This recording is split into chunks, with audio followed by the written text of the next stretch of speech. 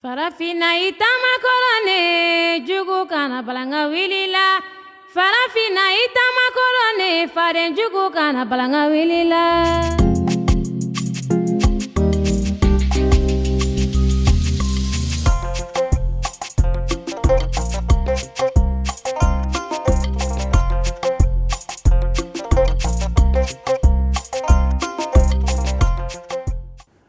Bienvenue à votre émission Les clés du développement.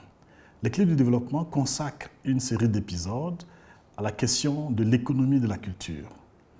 Il s'agit précisément de montrer comment la culture, les industries culturelles en particulier, peuvent être d'une grande importance pour le progrès économique et pour le développement social. Ce numéro est consacré à l'impact économique de la culture. Il est vrai que l'un des plus grands économistes du XXe siècle, John Maynard Keynes, était un grand amateur d'art et qu'il a même été administrateur culturel, mais il faut attendre longtemps pour que des travaux plus systématiques soient portés sur l'objet de la culture comme sujet de recherche. Donc, ce nouveau champ de recherche sur l'économie de la culture a toutefois amené beaucoup de résultats qui permettent d'évaluer l'empreinte que la culture peut avoir sur l'activité économique. Et quand on parle d'empreinte économique de la culture, on envisage donc la culture dans sa principale dimension économique, et on parle là souvent des industries culturelles.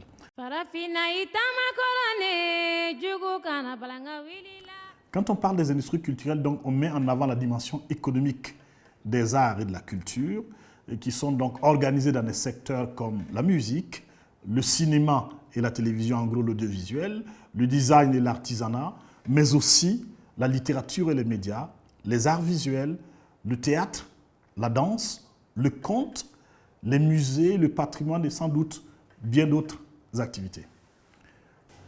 Au-delà de la valeur esthétique, l'économiste évalue les empreintes de la culture, d'abord en considérant la culture comme un facteur de production, puis en regardant la culture comme une activité de production directe de richesse, mais aussi d'emploi, et puis enfin en considérant comment la culture peut être un soutien au commerce et à l'exportation, aux activités d'exportation. La culture est un facteur de production, en ce sens qu'elle entre comme consommation intermédiaire dans les autres activités de production et qu'elle permet donc d'accroître ces autres activités de production. La culture peut accroître la performance des individus parce qu'elle peut accroître leur confiance en eux-mêmes, la confiance en soi. Elle peut aussi permettre de réhabiliter des personnes qui sont en marge de la société, que ce soit des personnes vulnérables ou particulièrement les jeunes. Des jeunes qui évoluent dans un environnement culturel très dense et très diversifié auront plus de confiance en eux, plus d'aptitude à s'insérer dans la société, dans l'économie donc. Des individus plus cultivés ont plus de capacités d'adaptation, aussi ont plus de capacités de créativité, ont plus de capacités cognitives et en conséquence ont plus de capacités à assimiler de nouvelles connaissances et de façon beaucoup plus rapide. Au-delà des effets sur la performance des individus, la culture a également des effets sur la performance des organisations, des groupes et même des nations. Parce qu'elle permet de réduire ce que les économistes appellent les coûts de transaction. Les coûts de transaction, c'est les coûts liés à la recherche d'informations, c'est les coûts liés à une prise de décision, c'est les coûts liés à la négociation pour s'accorder sur une question, c'est les coûts liés à la mise en œuvre d'un contrat décidé, à la surveillance de ce contrat. Vous comprenez que quand, en particulier au niveau national, quand il y a une culture nationale qui partage des valeurs communes, un idéal commun, des croyances communes, la capacité à décider est plus rapide dans un tel groupe, la capacité à organiser un consensus est également plus facilitée et la capacité à exécuter des choses convenues et à les exécuter de façon convenue est également plus grande. Les industries culturelles ont la particularité de focaliser l'attention sur des biens, des services qui ont une dimension culturelle, qui sont porteurs d'identité, porteurs de symboles.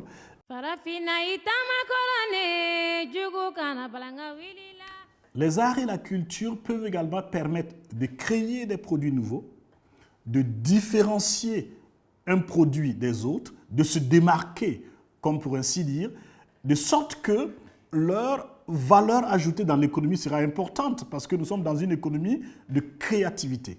Le design est par excellence l'interface entre l'art et l'industrie. Le design permet de lier la créativité, qui est la capacité à avoir de nouvelles idées, et l'innovation, qui est la capacité à exploiter ces nouvelles idées. Il permet de structurer des offres, de démarquer une offre d'une autre, de créer de la valeur, de créer des niches, de faire en sorte que le produit soit un produit compétitif. Le design est la rencontre harmonieuse entre les enjeux de fonctionnalité, les enjeux d'ergonomie, d'esthétique, mais aussi de faisabilité précisément au plan industriel. L'automobile, l'ordinateur, le téléphone, mais plusieurs autres produits industriels sont aujourd'hui achetés autant pour leur performance, donc leur fonctionnalité, que pour leur esthétique, pour leur valeur esthétique, l'identité qui va avec. En particulier pour les pays en développement, le design de packaging, à savoir l'emballage des produits, est décisif pour nos produits d'artisanat.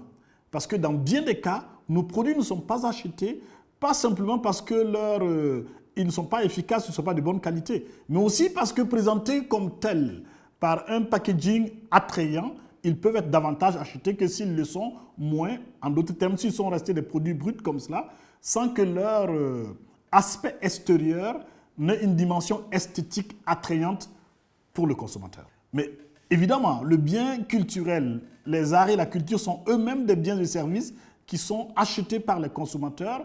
Et dans certains pays, le poids des achats de biens et services culturels est très important. Dans des pays comme l'Allemagne ou l'Angleterre, ce poids dépasse 10% du revenu des ménages. Dans un pays comme l'Afrique du Sud, ce poids est supérieur à 4%, qui montre donc que les arts et la culture sont une dimension importante de la consommation, mais aussi de la capacité à attirer d'autres consommateurs sur des produits liés.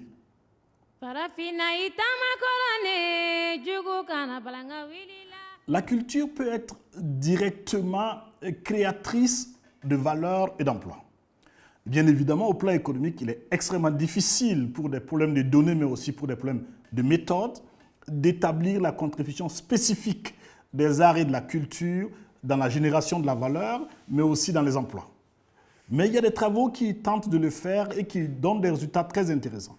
En 2022, un travail de l'UNESCO montre que la culture et la créativité comptent pour plus de 3% du produit intérieur brut mondial.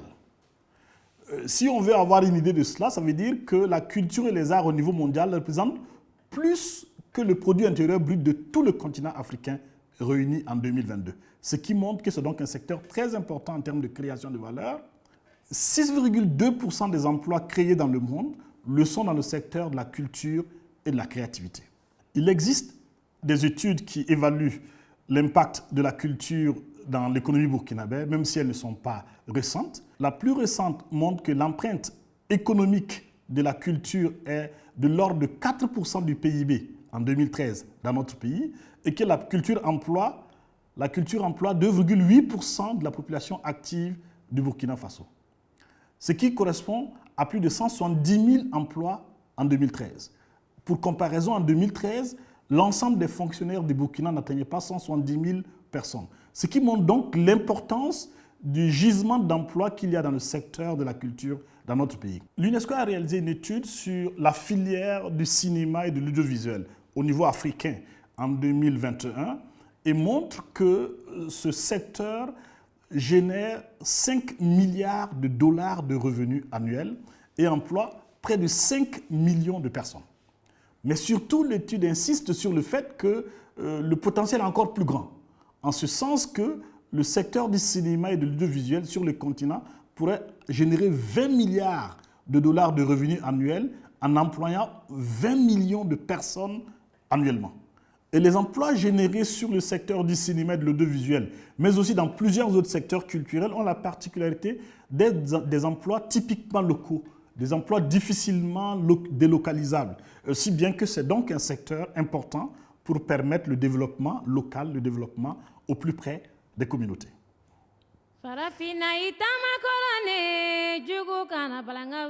La culture soutient également le commerce et les exportations.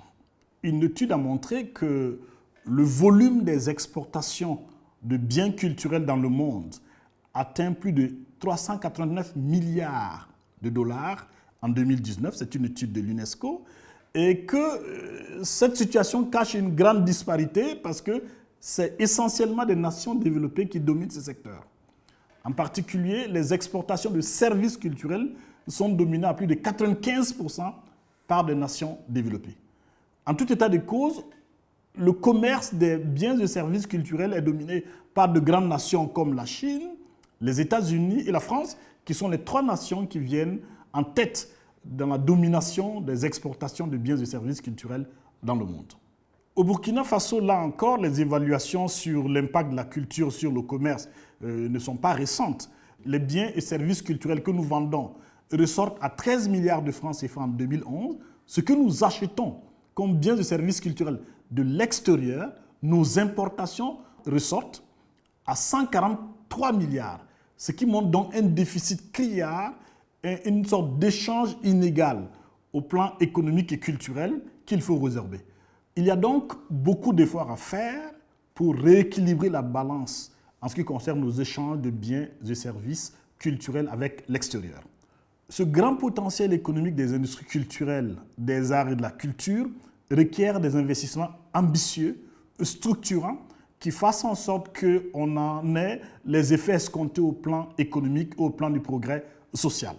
C'est ce que les grandes nations du monde ont compris, tant les nations développées que les nations émergentes, comme l'Indonésie, comme le Brésil, comme la Chine, comme l'Inde, qui ont mis au cœur de leur stratégie de développement une grande priorité accordée aux industries culturelles, accordée à la culture. Il y a d'autres impacts potentiels importants de la culture, notamment l'impact sur le développement du tourisme et sur le développement du territoire. Mais cela va constituer un autre numéro des clés du développement qui sera donc dédié au lien entre culture, tourisme et développement territorial. Merci de votre attention et à très bientôt pour un autre numéro des clés du développement.